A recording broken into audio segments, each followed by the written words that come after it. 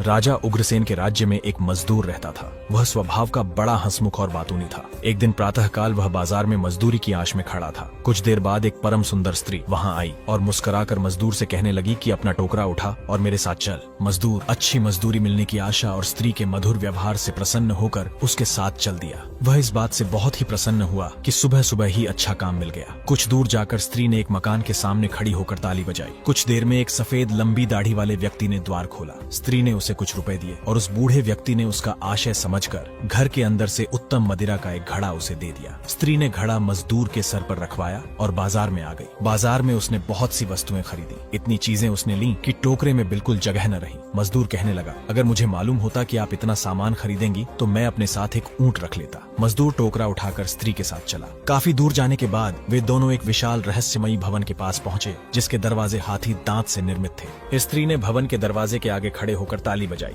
दरवाजा जब तक खुला तब तक मजदूर सोचता रहा कि न मालूम ये स्त्री घर की नौकरानी है या मालकिन। इसके साज सिंगार से तो यह नहीं मालूम होता कि ये नौकरानी होगी। कुछ ही देर में एक स्त्री ने दरवाजा खोला। मजदूर उसका अनुपम सौंदर्य और मनोहारी भाव देखकर बेसुध सा होने लगा। जो स्त्री उसे बाजार से लाई थी वह कौतुक पूर्वक उसकी बदहवासी का तमाशा देखने लगी। लेकिन घर के अंदर से आई हुई स्त्री ने उससे कहा, तू खड़ी खड़ी क्या देख रही है? ये बेचारा सामान के भार से दबा जा रहा है। जल्दी से इसे अंदर ले जा और इसका सामान उतरवा। मजदूर अंदर गया तो दोनों स्त्रियों ने अंदर से दरवाजा बंद कर लिया और उसे लेकर एक बड़े मकान में आई, जहाँ पर बहुत से मूल्यवान नर्म आसन बिछे थे और सुविधा के भांति भांति के मूल्यवान पात्र रखे हुए थे। इन सब के बीच में चंदन और अगर की लकड़ी का बना एक बड़ा सिंहासन भी था। मजदूर यद्यपि दूर तक भारी बोझ लेकर चलने के कारण बहुत थक गया था, लेकिन उस कमरे की सामग्री और सजावट देखकर अपना श्रम भूल गया और वह प्रसन्न होकर इस शोभा को देखने लगा। विशेषतः उसे सिंहासन पर बैठी हुई अतीव सुंदर स्त्री ने बहुत आकृष्ट किया। उसे बाद में मालूम हुआ कि सिंहासन पर बैठी स्त्री का नाम ओजस्वी है। वह उस घर की मालकिन है। जिस स्त्री ने दरवाजा खोला था उसका नाम कामिनी था और जो स्त्री बाजार से उस पर सामान लदवा कर लाई थी उसका नाम रूपवती था।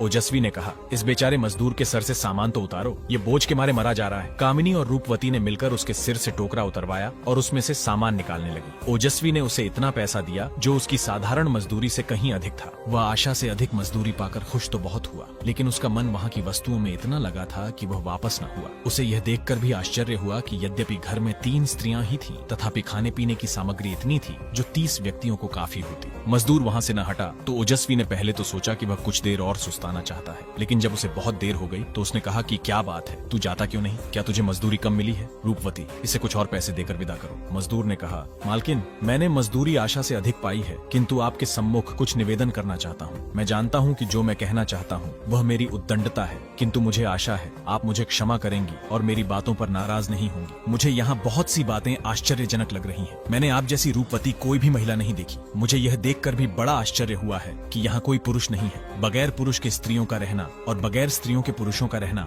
दोनों ही बहुत अजीब बातें हैं। मजदूर बातूनी तो था ही, इसलिए बोलता चला गया। ओजस्वी उसकी बातें सुनकर हंसने लगी और बोली, तू अपनी बेकार की बातें और सलाहें अपने पास रख। हम तीनों बहनें हैं और अपने सारे काम खुद ही अच्छी तरह चलाती हैं और इस तरह चलाती हैं कि किसी को पता नहीं चलता। हम नहीं चाहते कि कोई हमारे भेद को जाने। मजदूर ने कहा, मेरी मालकिन, आप तो अत्यंत चतुर और बुद्धिमती हैं, लेकिन आप मुझे भी निरक्षर और गवार न समझे। ये तो भाग्य की बात है कि मुझे पेट पालने के लिए मजदूरी करनी पड़ती है, वरना मैंने बहुत सी इतिहास और ज्ञान की पुस्तकें पढ़ी हैं। आप कहें तो एक कहावत आपकी सेवा में उपस्थित करूं। यह कहावत है कि बुद्धिमान को चाहिए कि चतुर व्यक्ति से अपना भेद न छुपाए, क्योंकि चतुर व्यक्ति को किसी का भेद छुपाए रखना आता है। अगर आप मुझ पर अपना कोई भेद प्रकट करेंगी तो वह ऐसा ही होगा जैसे कोई चीज किसी कमरे में बंद करके ताला लगा दिया जाए और ताले की चाबी खो जाए। ओजस्वी समझ गई कि यह मजदूर बुद्धिमान और पढ़ा लिखा है और इसका साथ करने में कोई बुराई नहीं और इसे अपने साथ बिठाकर खाना भी खिलाया जा सकता है। फिर भी उसने उसकी बुद्धि की परीक्षा लेने के लिए मजाक में कहा, देखो भाई, हमने तो पैसा और मेहनत लगाकर इस भोजन को तैयार किया है, तुमने तो इस पर कुछ खर्च नहीं किया, फिर तुम्हें अपने खाने में क्यों सम्मिलित करें? इन बातों का बेचारे मजदूर के पास कोई उत्तर न था और उसने कहा कि आप लोग ठीक कहती हैं, मैं जा रहा हूँ। लेकिन रूपवती ने अपनी बहनों से उसकी वकालत की और कहा, इसे यहीं रहने दो,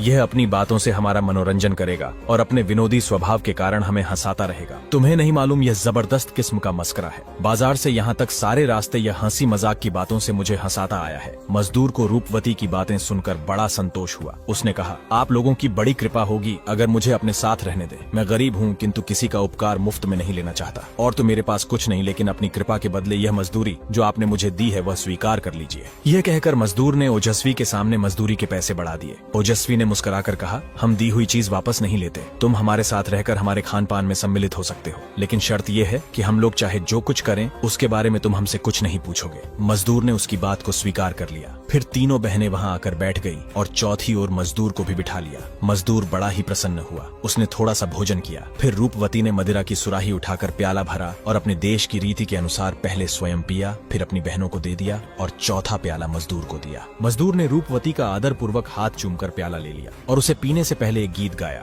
गीत सुनकर तीनों स्त्रियां बहुत प्रसन्न हुई और उन्होंने एक दूसरे के बाद कई गीत शराब के नशे में गाए। इस राग रंग में बहुत देर हो गई और रात हो गई। कामिनी ने अपनी बहनों से कहा कि अब तो इस मजदूर को हमने खिला पिला दिया है, अब इसका कोई काम नहीं, इससे कहो अपने घर जाए। मजदूर को ऐसा सुखद संग छोड़ने में बड़ा दुख हुआ। उसने कहा कि यह मेरे लिए बड़े दुर्भाग्य की बात है कि ऐसी हालत में मुझे घर से निकाला जा रहा है। मैं इस नशे की दशा में किस प्रकार अपने घर पहुंच सकूंगा। कृपया रात भर मुझे यहाँ रहने की अनुमति दे, मैं यहीं किसी कोने में पड़ा रहूंगा। रूपवती ने फिर उसकी वकालत की और कहा, यह बेचारा ठीक कहता है, कहाँ अंधेरे में ठोकरें खाता फिरेगा। हम लोगों ने पहले तो इसे अपने साथ खाने पीने की अनुमति दे ही रखी है, अब इसे निराश न करो, यहीं पड़ा रहने दो। ओजस्वी ने रूपवती के कहने पर उसे रहने की अनुमति दे दी, लेकिन फिर कहा कि शर्त यही है कि हम भला बुरा जो भी करें तुम उसके बारे में कुछ पूछताछ नहीं करोगे। मजदूर ने कहा, आप मुझ पर जो भी शर्त लगाएंगी मैं मानूंगा। ओजस्वी ने कहा कि हम तुम पर कोई नई शर्त नहीं लगा रहे हैं, उधर देखो क्या लिखा है। मजदूर ने एक दरवाजे के अंदर जाकर देखा तो मोटे मोटे सुनहरे अक्षरों में लिखा था, इस भवन के अंदर जाने वाला कोई व्यक्ति यदि ऐसी बातों के बारे में पूछेगा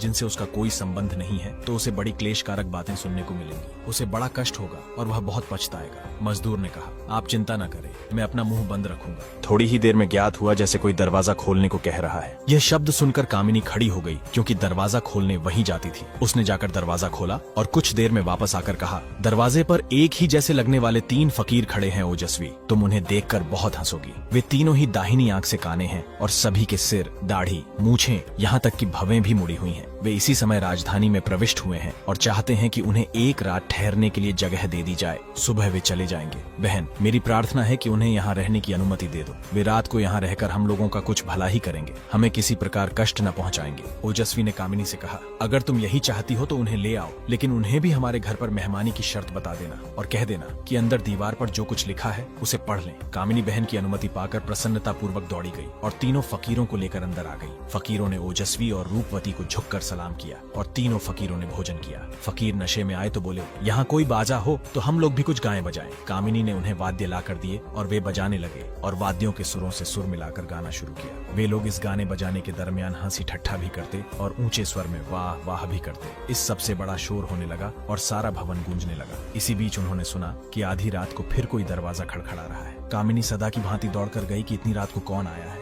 इस बार दरवाजा खड़खड़ाने वाला स्वयं उस नगर का राजा था। राजा का यह नियम था कि अक्सर रात को भेष बदलकर शहर में निकलता था कि प्रजा का हाल खुद अपनी आंखों से देखे। उस रात को वह अपने महामंत्री जाफर और एक विश्वासी जासूस के साथ नगर की गलियों में घूम रहा था। वे तीनों व्यापारियों जैसे वस्त्र पहने हुए थे। जब वे लोग उन स्त्रियों के मकान के पास से गुजरे तो उन्होंने हंसी की ध्वनि और गाने बजाने का स्वर सुना। राजा ने कहा कि घर का दरवाजा खुलवाओ, मैं देखूं तो कि यहाँ क्या हो रहा है। जाफर ने कहा कि यहाँ कुछ स्त्रियां शराब पीकर हंसी दिल्लगी कर रही हैं, गा बजा रही हैं। आपका अंदर जाना शोभनीय नहीं है। यह भी हो सकता है कि वे अपने राग रंग में विघ्न पड़ते देखकर नशे की हालत में आपका कुछ अपमान कर बैठे। किंतु राजा ने उसकी सलाह न मानी और आदेश दिया कि तुम जाकर दरवाजा खुलवाओ। जाफर ने दरवाजा खुलवाया। कामिनी ने दरवाजा खोला तो जाफर उसके रूप को देखता रह गया। फिर उसने जल्दी से एक कहानी घड़ी। उसने कहा, सुंदरी, हम तीनों व्यापारी मोसिल नगर के निवासी हैं। हम व्यापार की वस्तुएं लेकर यहाँ आए हैं और एक सराय में ठहरे हैं। आज की रात को यहाँ के एक व्यापारी ने हमें दावत दी थी। हम उसके घर गए। उसने हमें बड़ा स्वादिष्ट भोजन कराया और उत्तम मदिरा पीने को दी।